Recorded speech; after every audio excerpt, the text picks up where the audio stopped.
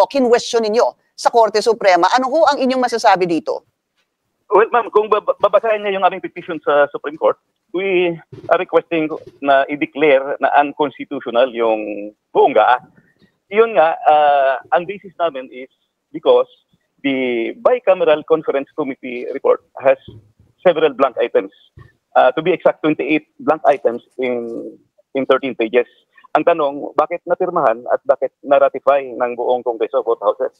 Sa aking tinulungang administrasyon na mabuo at sa ngayon naglilingkod bilang Pangulo dahil lihis na yung langdas na kanilang tinatahak doon sa aming ipinangako sa mamamayang Pilipino na kami ay magsisilbi ng tapat at hindi magnanakaw at lalabanan ng korap. Ito'y pagpapatunay na tama yung aking naging desisyon na umalis na lamang bilang Executive Secretary at huwag tanggapin ang aking appointment bilang Presidential Chief of Staff.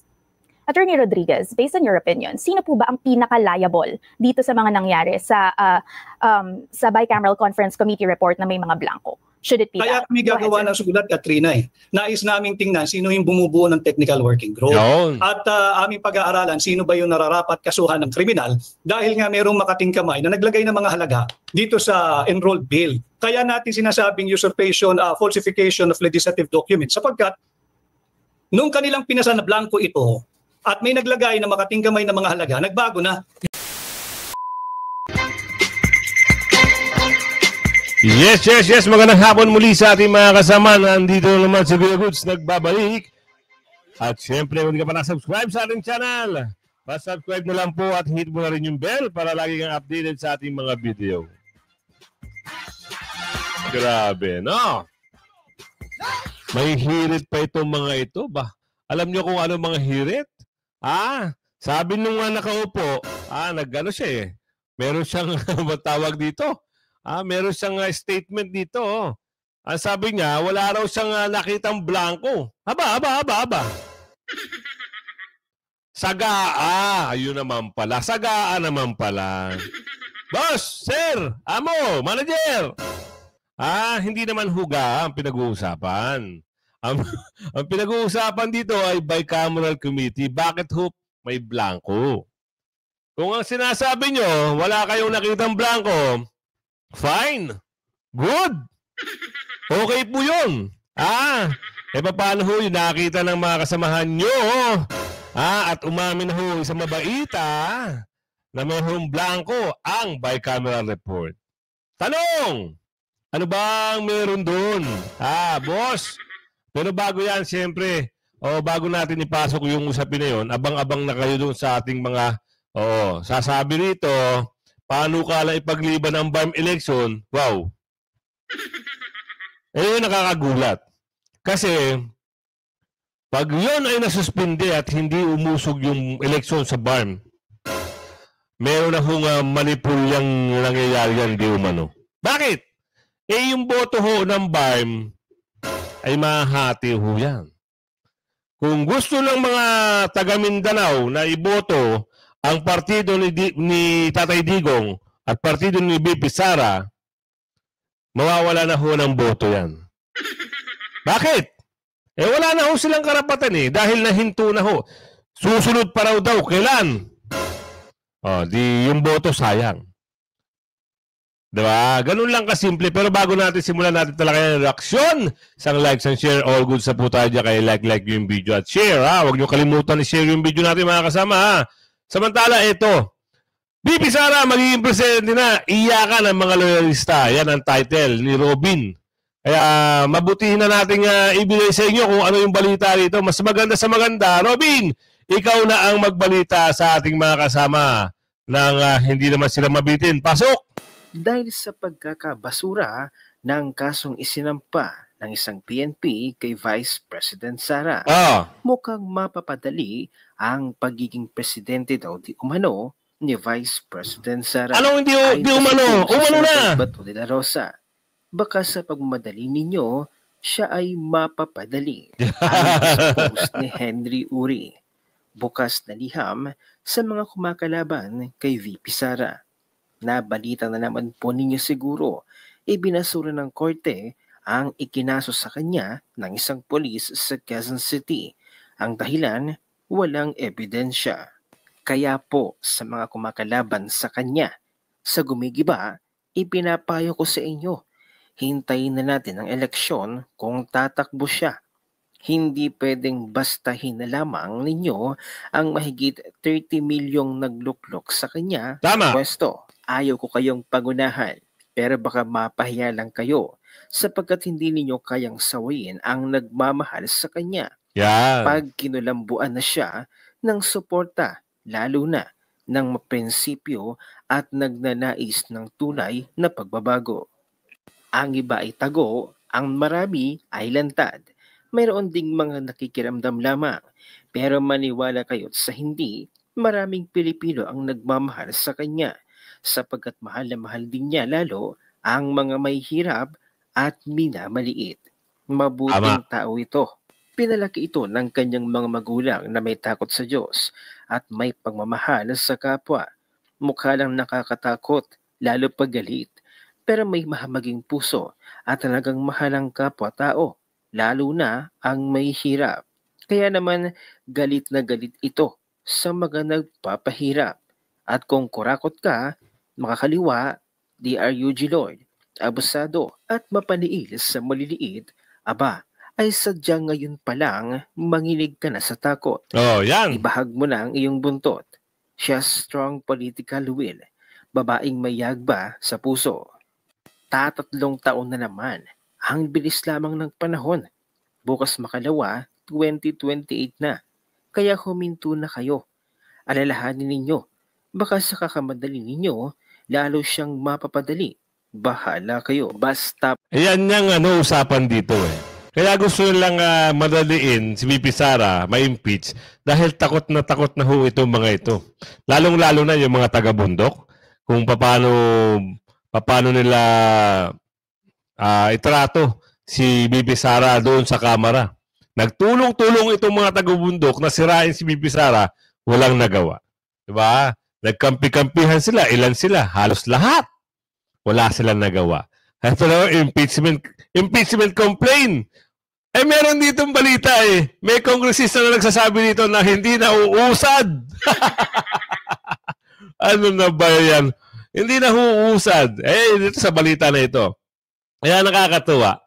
Dahil itong mga kongresista na ito, alam nila kung ano yung mangyayari. Di ba? Alam nila kung ano yung magiging sitwasyon. Kaya yung iba takot na rin ho eh. Ayaw na rin magsalita. Meron tayo nakikita dati, maangas eh. Ngayon hindi ko na ho nakikita mga nagsasalita. Parang tikom na ho bumibig nila. Kasi nga, napapansin nila, kahit anong paninira at paninira nilang gawin sa mga Duterte, lalong bumabango, lalong sumisiklab, lalong nagiging maganda ang pangalan. Di ba? Ano bang nagawa ni Tatay Digong na hindi naging maganda? Ngayon nga, kabaligtaran nga eh. Ang daming pera, ang daming budget, pero walang project. Sige, sabihin nyo sa akin, magbigay kayo ng project na ginawa ngayon. Di ba? Si Tatay Digong, may pandemic time pa, saksakan ang dami ng project.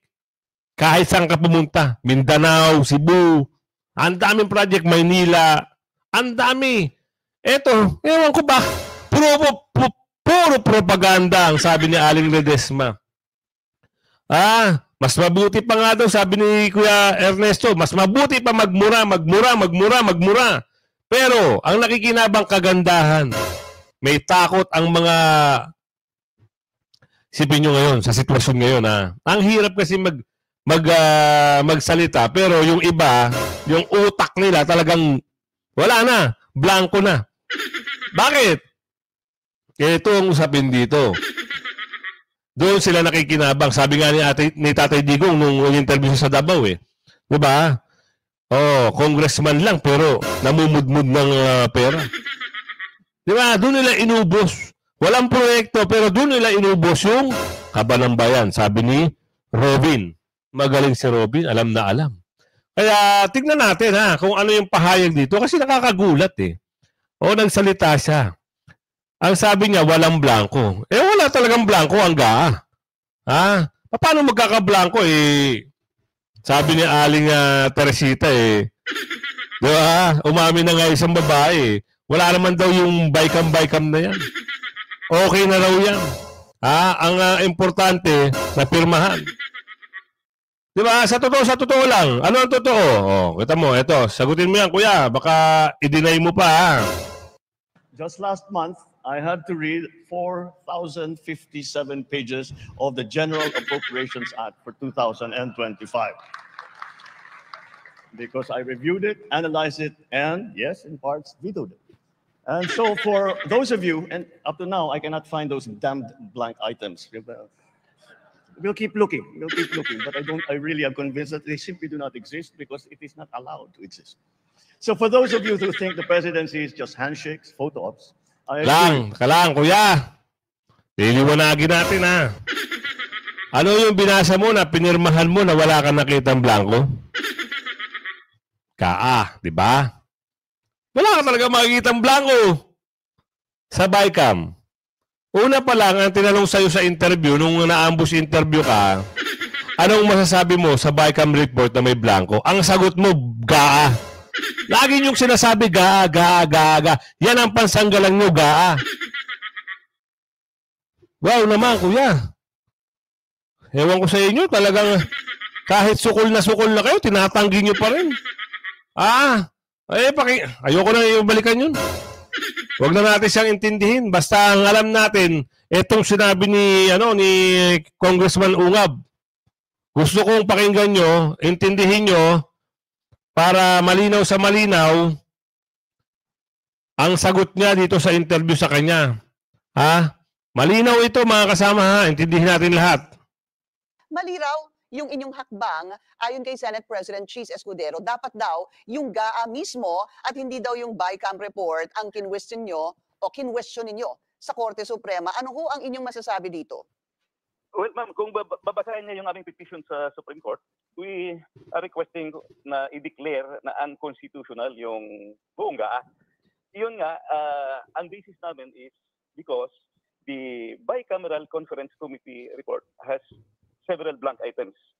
To be exact, 28 blank items in 13 pages. Ang tanong, bakit napirmahan at bakit na-ratify ng buong Kongreso, both houses? Kasi yung Bicameral Committee report is very important. That is the product of the conference, reconciliation of the two houses. Kasi iba yung resulta ng House, iba yung resulta ng budget ng Senado. So kailangan i-reconcile yun, yung Bicameral Conference Committee. Yun. But pagkatapos sila in-approve at gumawa ng report, yun yung Bicameral Conference Committee report na pinirmahan ng members. Then it was ratified by both houses of Congress of Blanco. Paano, ang tanong is paano nagkaroon ng figures doon sa GAA? Because remember, this is not one or two blank items. Hindi ito inadvertent error. This is negligence. 28 blank items is actually na-shock ako. Naalala ko po, Congressman, yung inyong background dito na natanggap niyo po via email itong BICAM report. Hindi ho ba alas 6 ng gabi? Pagkatapos po, pagdating po ng alas 7, ay na-ratify na po ito ng BICAM. Hindi ho ba yun ang inyong kwento? Yes, that's what happened. Although I was absent at the time, na-trace back ko na lang yan when I studied kung bakit na-overtake ang DPWH budget yung education sector. So I tried to work back, binuksan yung email. At doon nga ko yung nagulat na nakita ninyo sa inyong pagbusisi na may mga blankong item. Doon sa pinadala sa inyo ng SecGen ho ba? Yes, ma'am. SecGen. Parang ano yan, may lahat ng congressman may email, papadala ng lahat ng documents everyday. Kung ano yung tinitake up doon sa plenary at saka yung yung mga matters sa House. So doon ko, binalikan ko, din nakita ko yung December 11. And it's very clear that indeed there were black items. And marami na rin nag-confirm na indeed. Actually, Congressman, I was also able to speak to Congressman Raul Manuel. Siya din po ang nagsabi, he did confirm rather, that there were blank parts, no? But he mentioned halos 12, kung di ako nagkakamali, o 14. But now you're saying these are 28 pages. Pero sa huli ho, o yung sa dulo nitong lahat, ang sinasabi po ng ilang mga congressman, kahit na po may blanco, for example, sir, doon sa BICAM na inyong nakita din ni Congressman Raul Manuel, yung pinirmahan daw ho naman kasi ni Pangulo ay hindi naman po, ay wala pong mga blankong item. At yan din po ang makikita sa website ng DBM. So there is nothing, they're saying, unconstitutional about that. What's your reaction to that, sir? Well, I would say that the GAA is defective. Kasi the main basis for ang tinatawag namin dyan, enroll bill, is the Bicameral Conference Committee report. Kasi paano ka magkaroon ng figures doon sa enrolled beer o sa GAA kung kung may blanks yung Bicam report mo. Tama. So, there is, at saka aprobado signed at saka approved or ratified ng buong Kongreso yung blank items. Opo, ratified on the floor by ayes and nays. Paano nilagyan nila ng figures yung blank items? 28 blank items. Yung iba nga na congressman tumatawag sa akin, ina-add na nila kung magkano. Well, sabi ko, ang question ko lang yung blank items, bahala na kayo mag-add. But it's reached billions of pesos. Ano naman po ang inyong reaksyon sa sinasabi din po, sinabi ni Congressman Zia Alonto Adyong na gusto nyo lang iparalisa ang gobyerno sa pag-question sa budget? Well, if he will review his budgeting lessons, hindi maparalisa yung gobyerno because in the absence of a budget, mag-reenact yung previous year's budget, ma'am. So nasa constitution natin yan. Right. Unlike sa Estados Unidos, sa kanila doon, it's ang nangyayari kasi kanila pag wala kang mapasa na budget, nag-shutdown sila. Sa atin, under our constitution, pag wala kang mapasa na budget, the old budget or the previous year's budget will be reenacted. Ayun nga po ang sabi niya, gusto nyo lang din daw ng reenacted budget para daw maibalik ang confidential funds ng OVP. Totoo ba yun? Well, they should not divert the question. Ito dinadivert na naman ito ni nung ibang kongresista, lalo na yung Bukulong. Kahit alam mo yung sila na huling-huli na, gagawa na naman ng issue si Bibi Sara. Di ba? Hindi nyo na nga binigyan ng budget yung OVP. Tinastasan nyo na ng tinastasan. Tapos sasabihin nyo para wow, kwento niya sa unggoy. Hindi naman tayo galit Atalay. Because the main question here is the blank items in the Bicam report dapat yun ang sagutin. But sagutin ko na rin yan. You review the 2024 GAA. If they review the 2024, wala ring confidential funds si VP doon. So, dapat magbasa-basa naman konti. May iba pa ba kayong plano sakali kung hindi magtagumpay sa SC, Congressman? Well, ma'am, under our democratic process, that's the last and only resort because, nakita ko na may blanco, may defect yung inapprove ng pareho, Senate at saka House, at napirmahan na may defect. So the only recourse, the last recourse we have is the Supreme Court. So that's the last recourse. Wala na tayong ibang mapupuntahan under our democratic process. I hope the Supreme Court will decide based on what we have presented. The facts and the figures are there. Maraming salamat po sa inyong oras, Davao City. So yun narinig nyo ay talaga namang magaling talaga to si Congressman Sid Ungab ito, impeachment conviction versus BP Duterte, unlikely in Senate, Solon. Tignan natin kung ano yung message dito. Kasi maraming nagsasabi na wala nang gusto wala nang may gusto. Bakit? Wala hong boboto sa kanila pag talagang isinulong pa nila. Ito, ipasok natin intindihin nyo kung ano sa babanggitin dito mga kasama. Iniwala ang ilang kongresista na malabong umusad sa Senado ang mga impeachment complaint laban kay Vice President Sara Duterte. Sinabi ni Lanao del Sur Congressman Zia Alonto Adyong na magiging hamon na magkaroon ng conviction sa Senado dahil malapit nang magsimula ang pangangampanya para sa halalan. It's not just a matter of impeaching a certain official. It's also assuring a conviction in the Senate. That's a different thing. So I think kailangan din natin makita yon. The Senate also will be, most of them will be focused campaigning in the coming days. So that would also be a challenge for the impeachment court to be able to deliver according to the constitutional mandate kasi nga considering that most of them are also busy campaigning. Bigil na. Kami ang naniniwala. Mga kasama, naniniwala ba kayo? Survey ito. Naniniwala pa ba kayo na mananalo pa ito? Yung nagsalita na yan. Ano ba pangalan yan? Maniniwala pa kayo? Uusad pa ang pagkapanalo nito o hindi na? Ako ay naniniwala na wala na hong karir yan sa susunod. Matatauhan na lang yan. Isang araw, pag natalo na siya, bakit ba ako kumampi dito sa mga bakulaw? Taga Mindanao naman ako Dapat kinampihan ko yung mga Duterte. Ayan. Survey type sa comment section. Kung maniniwala kayo, mananalo pa yan, type nyo. Kung hindi, type nyo rin. Ganun lang kasimple yan. At ito naman, kilos protesta sa ilang grupo. Bukas. Ano kayang kahihit na yun na yun. Ano kayang patutunguhan itong ginagawa nitong mga rally? Kasi ang dami. Meron sa SSYN, meron sa sa Bonifacio, sa Loton ha, sa Loton ba? Oo, sa tatlo. Hindi ko alam kung saan pa iba. Eh, kung sa tingin nyo, ano kaya? Baka uulan ba bukas? O baka uulan bukas?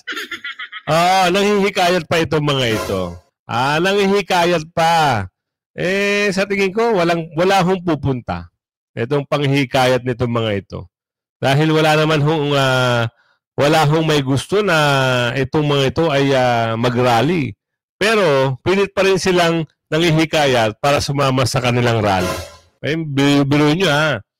Sila ay manghihikayat tapos sasabihan ka magdala ka ng placard. Wow naman. Diyos mio. Parang hindi ka na natuto. Diba? Ang ganyang mga laro yan ng mga kaliwa. Yung magdadala ng placard, tapos sino pa pababagsakin. Ang palabas kasi nila dito, may kasama sila mga pari-parikoy. Mga pari-parikoy, mga kasama nila. Hindi ko alam kung mga parikoy o yung mga, si Padre Salvi. Kilala si Padre Salvi? Di ba? Baka ganun. Hindi natin alam kung ano intensyon nila. Sabi nila, laban sila sa korupsyon. Sino ba mga korap? Bakit hindi niyo pababain yung mga korap? Sa mga bakulaw. Gusto nyo, pupunta kayo, maghikayat kayo, laban kayo sa korap, tapos impeach BP Sara? Wow! Kwento nyo sa pagong, baka maintindihan kayo ng pagong dyan sa mga kagustuhan nyo. Pero hindi kami maniniwala na korap si BP Sara. Sige, maglapagan tayo dito ng mga nagawa ni BP Sara.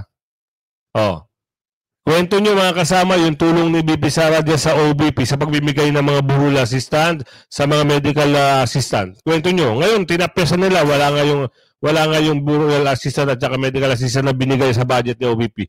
Kawawa ho ang ating kababayan pagdating ngayon dyan. Kaso, itong mga durobo na to, talagang ang kagustuhan nila na maging parang gipitin si BP Sara. Kaya hindi na binibigyan ng ganyang budget. Sabihin nyo sa akin dito, mag-comment kayo. Ano ang naitulong? Ako, nakatanggap ako ng tulong mula kay BP Sara dahil sa kapatid ko. Nakahingi kami ng tulong. Malaking pera ho yun. Hindi hong biro yun. 50,000. Guarantee letter. Hindi ho biro yun. Yan. I-type nyo yan sa comment section para maliwanagan. Itong mga bakulaw. At yung mga kababayan natin na blanco pa rin ang utak. Wala hong anomalya kay BP. Maganda ho ang patakbo ni BP. Mabait. Nakikita nyo sa social media. Ganun ho. Makikita nyo ba sa iba? Naku po, pakitang tao lang lalo mga taga Laguna, taga Manila, taga Marikina, taga Antipolo, taga Batangas, taga Quezon, taga Zambales. Naku po. Yan ang sabi ni Aling Josepina. Ito, tuloy na natin. JJ Chacha, ipasok mo. Makakausap po natin ngayon mula po sa NCRPO si Police Major Hazel Asilo. Magandang umaga po, Major. Yes, ma'am. Good morning po. Good morning din po sa ating mga tagapakinig. Bukas nga po, ma'am, magaganap 3 rally po ito. May koordinasyon po ba itong mga organizers ng rally na mangyayari bukas sa NCRPO? Yes, ma'am. Bali po itong mga rallies natin na gagawin ng Clergy for Good Governance and Citizens for Good Governance. If meron naman po silang kinuha mga permit para po makandak nila itong kanilang mga protest rallies. Paano po natin masisiguro yung sinasabi ni Major, isa lang yun. Ito po yung good governance, yan po ay sa EDSA Shrine. Tama po, Major, ano po? Opo, yeah, tama po. Opo. Yung pong dalawa pa, ma'am, yung pong sa Loton, sa Liwasan Bonifacio, at yung pong sa People Power Monument po, Major. Naku, meron pa pala ron? Ayun ang hindi natin alam, baka magsusuot na naman kayo ng at magdala-dala naman kayo ng placard. Gayahin nyo yung peaceful rally ng ANC. Gayahin nyo. Wag ho kayong Kamamaya, meron kayo dyan. Sa bagay, yun ang talagang target nyo eh. Sabi ni Kuya George. Tuloy. Yes po, lahat po yan is meron po silang coordination at alam po natin kung sino-sino yung mga participating groups na mag-organize ng kanilang mga rally dyan sa 3 area. Yan po. Oo, dito po sa kanilang coordination sa inyo, ibinibigay din po ba nila yung bilang po ng mga tao na makakasama po nila sa rally para po sa paghahanda ng NCRPO sa pagtitipon na gagawin po ng iba't ibang grupo bukas? Yes po, meron po tayong estimated crowd dito sa ating mga areas na nabanggit, bali dito sa EDSA Shrine, sa People Power Monument, ganun din po sa Liwasang Bonifacio, meron po tayong estimated crowd na maaari magpunta po doon. Kasi Police Major, alam naman natin pag Friday mas heavy yung traffic, especially yung dito po banda sa may EDSA gagawin. Ilan po yung bilang ng tao na darating doon sa pagtitipon at paano natin masisiguro na hindi masyadong maaabala naman po yung mga motorista natin na dadaan po dyan bukas? Sa ngayon po, ang ating pong estimated crowd is nasa 5,000 na po dyan pa lang po sa area ng Quezon City. So alam po natin is nagkaroon na rin po sila ng coordination dito sa MMDA at sa iba pang agencies para naman po yung ating mga kababayan na hindi po magpa-participate dito sa mga rallies na to is hindi naman po maaabala dahil gaya nga po ng sabi ninyo, Friday yan, lalo na bugso ang traffic talaga pag Friday kasi yung mga lalabas at saka mga uuwi ng kanilang mga bahay is tuwing Biyernes. So, ini-ensure naman po ng ating mga counterparts na tutulungan po nila tayo para po yung ating mga non-participants is hindi naman po talaga sila maabala. So, kumbaga, ma'am, ano po ang toka ng NCRPO at yung MMDA, ma'am, para lang mas maliwanag? Bali po ang sa toka lang naman po talaga ng PNP is para i-ensure po mag-deploy po tayo ng mga CBM personnel na ensure po natin na yung mangyayari po na rally is magiging peaceful, hindi lamang po para doon sa mga magpa-participate, ganun na rin po doon sa non-participating na mga publiko natin, yung mga madadaan lang doon sa area. So, i-ensure po natin na kung ano man po yung reason ng kanilang rally na gagawin nila yung pagtitipon. Ma'am, wait lang ma'am ha. Ma'am, matanong lang. Dito ba sa gagawin ng rally nila, wala ditong sigaw na Increase Sara, wala bang ganon? Kasi doon sa INC rally, yung peaceful rally, wala naman sumisigaw doon eh. Dito ba ma-assure nyo ba na walang magsisigaw dito ng ganon? At nabanggit nyo peaceful rally, ika nga eh. Pero ang tanong namin, wala ba? Ayan ang tanong natin. At tanong ni Ledesma, ha? Patuloy natin. Po nila is magiging organized at magiging peaceful. Opo. At yung po mga hindi magpa-participate is hindi rin po naman sila magkakaroon ng abala, kumbaga magiging safe din po sila. Opo, ang kagandahan kasi nga dito, mayroong permit na nanggagaling sa LGU, kaya coordinated, ano po, Major? Yes po, tama po. Kaya po nakakapag-prepare po talaga lahat ng agencies at hindi po tayo nabibigla sa kung ano man yung posibleng mangyari. Opo, salamat po. So ang seguridad po, PMP dito, yung traffic management, malamang MMDA at saka LGU, no? Yes po, tama po. Opo. Wala pong choke point dito na gagawin ang NCRPO, meaning yung entry ng mga manggagaling sa probinsya, mawalang galang lang, ano, to control yung dami ng lalahok sa mga rally na ito. Wala pong ganun? Sa ngayon po, wala po kaming nilalagay pa kasi meron naman po silang permit at nagbigay din naman po sila ng crowd estimate nila. So, kung meron man po sila sigurong darating mula sa ibang lugar, paabisuhan din naman po kami nila. Okay. Sige po. So, ma'am, tatawag kami ulit kung sakasakali pong may mga importante pong dapat nating malaman mula sa NCRPO para po sa kaligtasan ng lahat bukas. Okay? Ano kaya ang bilang ng atin sa tatlong rally na ito? Yan ang nakatanungan natin. At tatanong din natin bukas kay Manong Ted kung ilan ba talaga ang lumahok. Sana magkaroon ng drone shot at nakita naman kung papantayan ba nila ng 1/4, kahit 1/4 man lang ha, nung lumahok doon sa peaceful rally ng religious group. Kahit 1/4 lang, sana matapatan. Kung hindi naman, di ayos lang, wala tayong problema doon. At least, alam na nila. Meron na silang knowledge.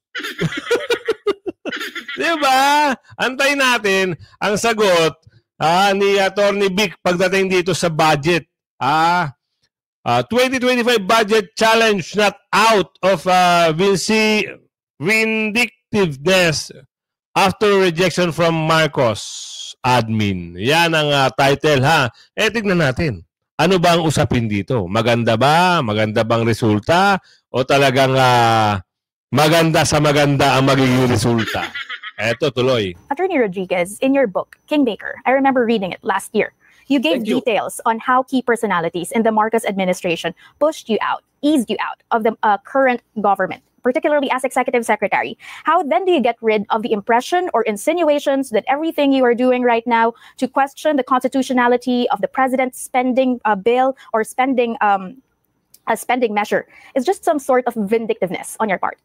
Is a clear vindication on the other hand, Katrina, sapagkat kaya ako tumalikod sa aking tinulungang administrasyon na mabuo at sa ngayon naglilingkod bilang Pangulo dahil lihis na yung landas na kanilang tinatahak doon sa aming ipinangako sa mamamayang Pilipino na kami ay magsisilbi ng tapat, at hindi magnanakaw at lalabanan ng Yun. korap. Ito'y pagpapatunay na tama yung aking naging desisyon na umalis na lamang bilang Executive Secretary at huwag tanggapin ang aking appointment bilang Presidential Chief of Staff. Attorney Rodriguez, based on your opinion, sino po ba ang pinaka-liable dito sa mga nangyari sa Bicameral Conference Committee report na may mga blanco? Should it be Kaya that? kami Go ahead, gagawa sir. ng sulat, Katrina. Nais naming tingnan sino yung bumubuo ng technical working group. Yun. At aming pag-aaralan sino ba yung nararapat kasuhan ng kriminal dahil nga merong makating kamay na naglagay ng mga halaga dito sa enrolled bill. Kaya natin sinasabing usurpation, falsification of legislative documents sapagkat nung kanilang pinasa na blanco ito, at may naglagay na makating kamay ng mga halaga, nagbago na yung meaning ng bill. Hindi na ito yung original meaning ng bill na ipinasa ng Bicameral Conference Committee. And I think the better question to be asked is why did the BICAM sign an incomplete final Bicameral Conference Committee report? And why did the House of Congress, both the Senate and the House of Representatives, ratified, passed, signed, and filed an incomplete Bicameral Conference Committee report? Yan ang ating hinahanap sa ngalan ng transparency and accountability at yan ang ating papanagutin. Attorney Rodriguez, speaking of transparency and accountability, will you also push either before the High Court or elsewhere that bicameral conferences should finally be held public instead of what is being done in status quo, clandestine meetings between members from the House and from the Senate? Well, it's up to the court dahil baka sabihin ng court hindi sila pwedeng makialam sa function at workings ng Legislative Department.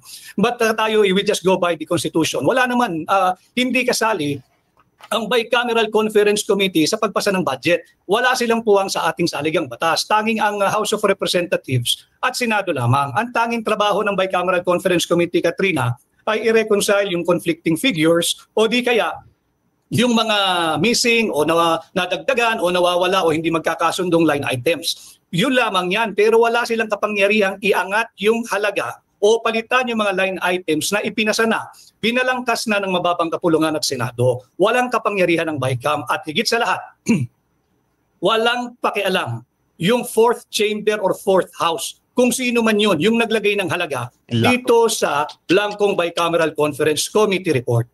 Attorney Rodriguez, finally, it's no secret that you're running for the Senate in the 2025 midterm elections. Kapag po ba nakasungkit kayo ng pwesto sa darating na halalan, maaasahan, ano yung inyong stance when it comes to holding bicameral conference committees public?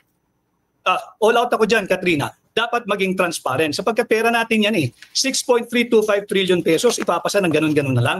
Mas magagaling pa, yung mga kakaibigan natin na miyembro ng TODA at yung member ng mga Jeepney Drivers Association, marunong sila magpasa ng kanilang tao ng budget kahit mas higit na maliit yung kanilang pera. And we will have to leave it at that for now. Thank you so much for making time for us this morning. Former Executive Secretary Vic Rodriguez. Yan, mga kasama, narinig nyo ha. Kailangan mapanagot ha, kung sino yung makakating kamay. Abangan natin yan, mga kasama. Mas interesting yan yung mga ganyang bagay. At pinuulit ko ha, wag ho kayong pupunta sa tatlong nabanggit na rally. Alam niyo naman ng rally na yan, para saan yan. Diba? Alam niyo kung nasaan ng puso natin, nasa mga Duterte lang.